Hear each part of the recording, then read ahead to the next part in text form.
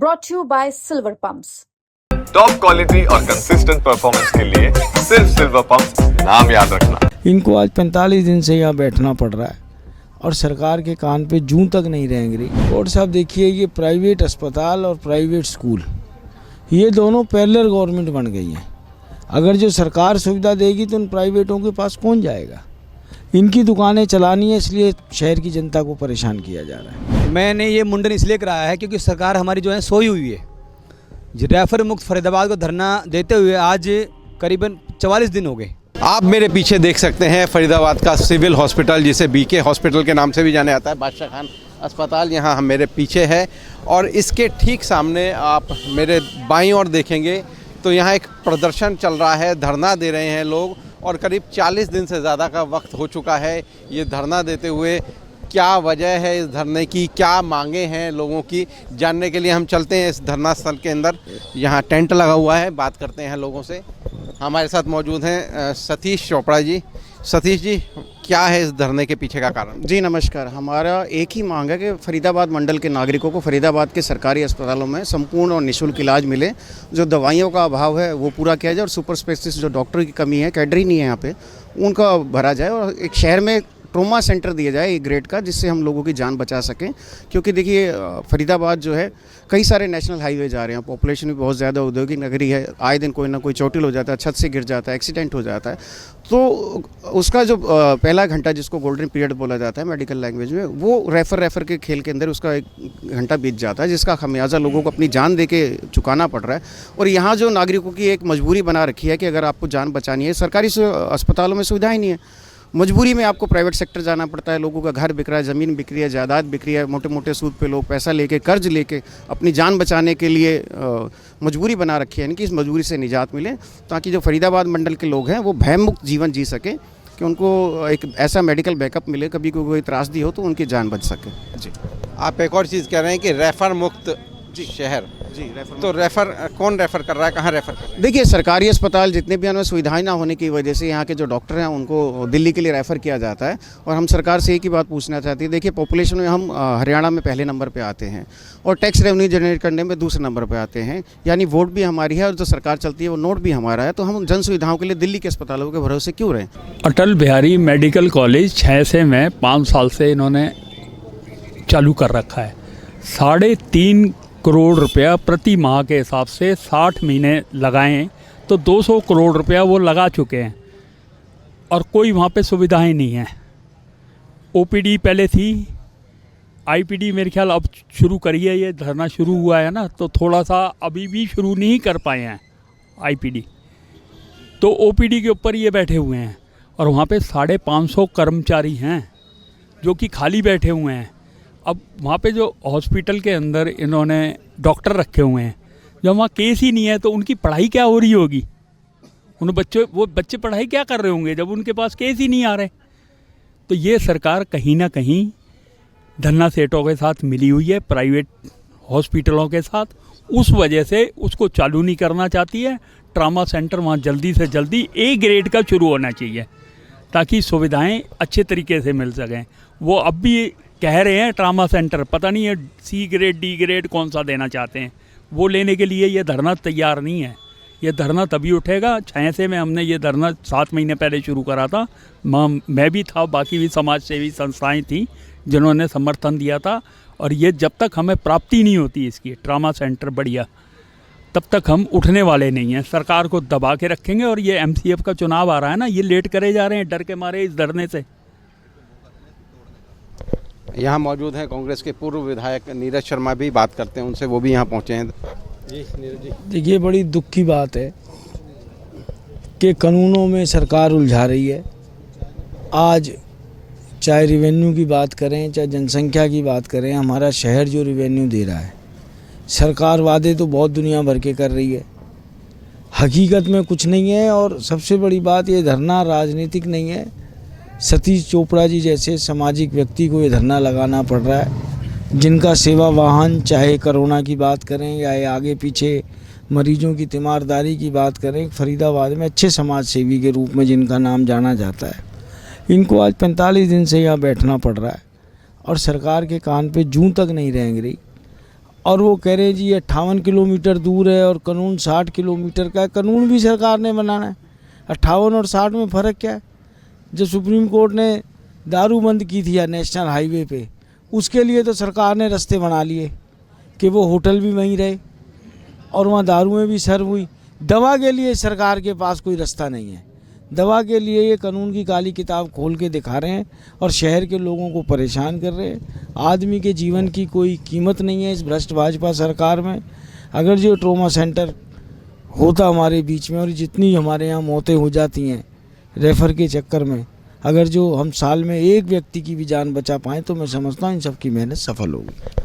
यहाँ लोग बता रहे हैं जो धरने पे बैठे हैं कि इंफ्रास्ट्रक्चर भी है, इवन मशीनें भी हैं। अगर वहाँ छैसा हॉस्पिटल की बात करें तो क्या वजह है कि सरकार इच्छा नहीं दिखा रही, बाकायदा पैसे खर्च हो रहे हैं लेकिन वो रन क्यों नहीं हो पा रहे जब सारी सुविधाएं हैं? प्राइवेट हॉस्पिटल का क्यों? क्या कोई राजनीतिक व्यक्ति का स्वार्थ है इसके पीछे भी?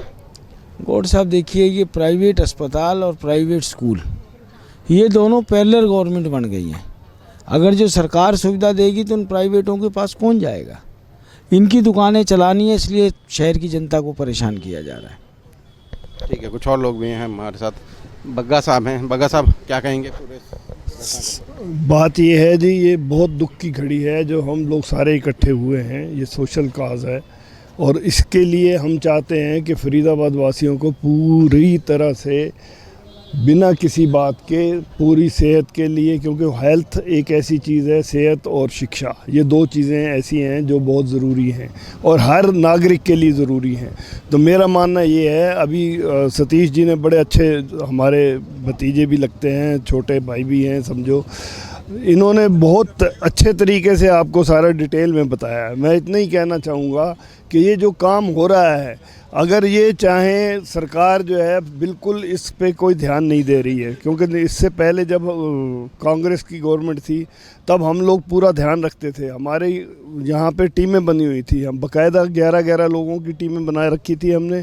कोई भी किसी तरह का भी रोगी आता था, कोई भी पेशेंट आता था तो उसका पूरा ध्यान रखा जाता था, या जैसे कोई लावारिस लाश वगैरह भी होती थी तो उसका पूरा इंतज़ाम करते थे। पूरा हर चीज़ का, जिस चीज़ की ज़रूरत होती थी सबके लिए तैयार रहते थे।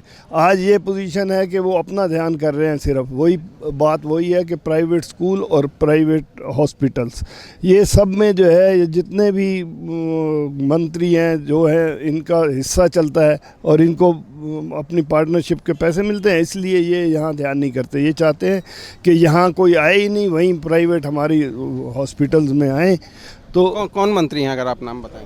सारे ही हैं, किसका नाम बताएं? अब नाम लेने से ही अगर आप सरकार में जो है तो उसमें क्या किस किस का नाम लेंगे आप? एक हो तो हम एक का नाम ले लें। सारे यही कर रहे हैं, आज यही पोजीशन है। जहाँ से पैसा बनता है, रिश्वतखोरी होती है, वो उनको हो ही रहा है सबका। यहाँ कुछ लोगों ने विरोध स्वरूप अपने मुंडन भी कराए हैं। दिखा दूं आपको, यहाँ लोग हैं जिन्होंने मुंडन कराए थे अपने इसी घटना के विरोध स्वरूप के 11 लोगों ने। बात कर लेते हैं जी। देखो, ये जो सतीश चोपड़ा जी ने ये मुद्दा जो उठाया है, ये फरीदाबाद का एक बहुत बड़ा मुद्दा है और इस पे सरकार बिल्कुल भी नहीं काम कर रही, क्योंकि बीजेपी के कुछ नेताओं के बड़े बड़े हॉस्पिटल चल रहे हैं। अगर वो रेफर मुक्त फरीदाबाद कर देंगे तो उनकी दुकानदारी बंद हो जाएगी।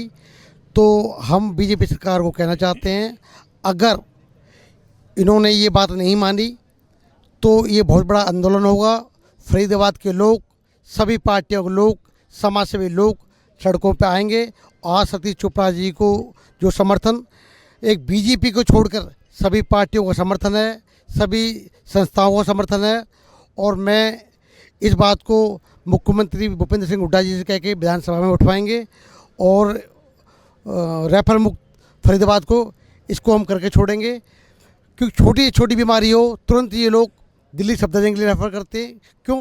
फरीदाबाद इतना सक्षम नहीं है कि हम किसी प्राइवेट हॉस्पिटल भी रेफ़र करते हैं। नहीं, प्राइवेट तो नहीं करते। प्राइवेट क्यों करेंगे? प्राइवेटों के पास तो धन बन रहा है उनका। नहीं, बीके हॉस्पिटल से प्राइवेट हॉस्पिटल, हाँ वो एक ही बात है। वो प्राइवेट हॉस्पिटल मतलब यहाँ से रेफर कर देते हैं प्राइवेट हॉस्पिटलों के लिए। तो कुछ नेताओं के अपने हॉस्पिटल चल रहे हैं, उनके हॉस्पिटल चल रहे हैं, तो वो क्यों चाहेंगे कि ये रेफर मुक्त? कौन नेता हैं वो? आप नाम तो बताइए। वो बीजेपी के बड़े बड़े नेता हैं, सभी के चल रहे हैं। मैं किसी क्या नाम लूँगा मैं? नाम लेंगे नहीं आप मंत्रियों को और नेताओं के इंगित भी करेंगे लेकिन नाम नहीं लेंगे? नहीं ठीक है, नेताओं के चल रहे हैं, अब समझदार के लिए सारा काफ़ी है, ये सब समझ जाएंगे। हाँ जी, मेरा नाम नवीन ग्रोवर है, समाज सेवी फरीदाबाद से। आपने भी अपने बाल जी, मैंने ये मुंडन इसलिए कराया है क्योंकि सरकार हमारी जो है सोई हुई है। रेफर मुक्त फरीदाबाद को धरना देते हुए आज करीबन 44 दिन हो गए। हमारे सतीश चोपड़ा जी के नेतृत्व में ये धरना चल रहा है। हमारी यही मांग है कि बीके हॉस्पिटल में टाइम पे दवाइयाँ हों, डॉक्टर्स हों और ओपीडी हो, आईपीडी जो सुविधाएं दी आती गवर्नमेंट के द्वारा वो मिलनी चाहिए। हमारी यही मांग है कि फरीदाबाद को रेफर मुक्त किया जाए और फरीदाबाद में एक ट्रामा सेंटर दिया जाए। पीछे और लोग भी हैं, उनसे बात कर लेते हैं। कितने दिन तक ये धरना चलने वाला है? देखिए, ये आपने रोड, सीवर, पानी के लिए धरने सुने होंगे। स्वास्थ्य क्रांति के बारे में आपने, ये पहला धरना है। फरीदाबाद में एक नया इतिहास रचने जा रहे हैं। हमारे भाई सतीश चोपड़ा जी इस धरने का, अनिश्चितकालीन धरने का नेतृत्व कर रहे हैं। और मैं आपको बता दूं कि ये पिछले 10-12 सालों से ये मुहिम हमारे बड़े भाई सतीश चोपड़ा जी चला रहे हैं। स्वास्थ्य क्रांति के जननायक हैं और ये ट्रॉमा सेंटर की ज़रूरत है। फरीदाबाद के 25-26 लाख लोगों की ज़रूरत है। और फरीदाबाद में मैं कहूँ तो समाज सेवियों के में एक सबसे बड़ा नाम बड़े भाई सतीश चोपड़ा जी का आता है। एक और बात करते हैं सतीश चोपड़ा जी से। अभी तक आपकी किन लोगों से बात हुई है, किन अधिकारियों से या किन नेताओं से बात हुई? जी देखिए, हमने हर एक मंत्री विधायक जो भी फरीदाबाद के हैं सबको लिखित में दे चुके हैं मांग पत्र। और 1 साल पहले 21 दिसंबर 2023 को 30,000 लोगों के साइन करा के डीसी के माध्यम से सीएम तक पहुंचाई थी। उसके बाद ये चुनाव में मुद्दा भी बना। माननीय किशन पाल गुर्जर जी जो मंत्री हैं, केंद्रीय मंत्री हैं, उन्होंने वादा भी किया था चुनाव के अंदर कि हम ट्रॉमा सेंटर देंगे शहर को, परंतु वो ज़मीन पे कोई काम नहीं होता, इसलिए हमें अनिश्चितकालीन धरने पे आना पड़ा। और कई बार डीसी साहब को लिखित में दी गई, यहाँ की समस्याएं बताई गई कि यहाँ सुविधाएं नहीं हैं, जिस सुविधाओं के नाम होने की वजह से यहाँ करप्शन ज़्यादा है। दलाल बहुत घूमते हैं यहाँ पे, जो लोगों को बहला फुसला के प्राइवेट अस्पतालों में भी ले जा रहे हैं। कम से कम आप उस पर तो रोक लगाएं, पहले शुरुआत तो करें। जो यहाँ दलाल घूमते हैं, प्राइवेट एम्बुलेंस वाले हैं, बहुत सारे हैं, अंदर पूरा रैकेट चलता है एक, जिस पे हमारे पहले जो थे अपना सीएम फ्लैंग में राजेश चिची जी, उन्होंने काफ़ी काम किया था, बहुत डर बैठाया था यहाँ पे, बहुत सिस्टम सुधरा था। पहले जो पीएम में थी सविता यादव जी, उन्होंने भी काफ़ी लगाम लगाई थी कि हमारा कोई नहीं जाएगा अंदर, और जो दलाल घूमते हैं उन पर कार्रवाई हो रही थी। परंतु उनके जाने के बाद ये सारी व्यवस्था फिर से वो दोबारा से वहीं उसी ढर्रे पर आ गई है। तो सरकार से निवेदन यही है, देखिए पूरे फरीदाबाद मंडल के अंदर 45 से 50 लाख की आबादी है। हम फरीदाबाद पूरे मंडल की बात करें, लोकसभा क्षेत्र की, और जन सुविधाएं हमारे पास कुछ नहीं है, जिसकी वजह से हज़ारों परिवार हर साल बर्बाद हो रहे हैं। यहाँ पे सैकड़ों लोग दम तोड़ रहे हैं सुविधाओं के अभाव में। जल्द से जल्द इस पर जो है अमल लाई जाए, कार्रवाई, ताकि लोगों को राहत मिल सके। तो ये थे हमारे साथ लोग जो धरने पर बैठे हैं। मांग सिर्फ एक है, मांग सिर्फ अपने लिए नहीं, पूरे फरीदाबाद की जनता के लिए कि यहाँ एक ट्रॉमा सेंटर हो, यहाँ एक अच्छा मेडिकल सुविधा हो, सरकारी खर्च पर हो, जिससे आम लोगों की जेब ना कटे। क्योंकि अभी क्या है कि यहाँ से रेफ़र के नाम पर प्राइवेट हॉस्पिटल में रेफ़र किया जाता है। कुछ इनका आरोप ये भी है कि धंधा लोगों ने बना रखा है, कुछ दलाल किस्म के लोग भी यहाँ एक्टिव हैं, जो कि गरीब लोगों की जेबें काट रहे हैं। हरियाणा तक के लिए फरीदाबाद से सचिन गौड़।